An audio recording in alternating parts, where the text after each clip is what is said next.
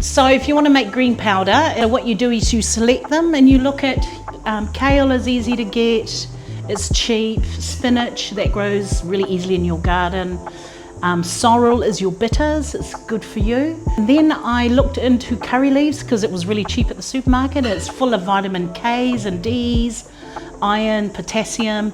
So when you look at all the minerals in there, you go, wow, that's amazing. So you're kind of selecting by what you want. And then what you do is you wash it really well, especially the store-bought ones. You dry it with a tea towel. Make sure it's dry because we don't want to remove more water.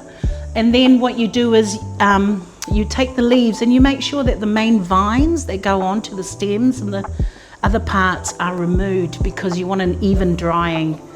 And you'll find that it dries quite easily at 3 to 4 hours at 40 degrees or 45 degrees. I kept it at 40 degrees because you retain a lot of your vitamins like the K's and the D's, but you get all the other vitamins and minerals.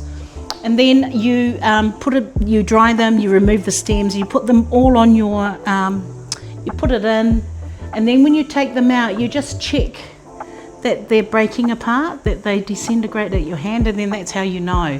And then you whiz it up, you put it in an airtight container. 1 teaspoon is your greens a day. So you can put it in the morning or in the afternoon, and you think you got 3 kids, you put it individually into their mince, they won't know, into the soup.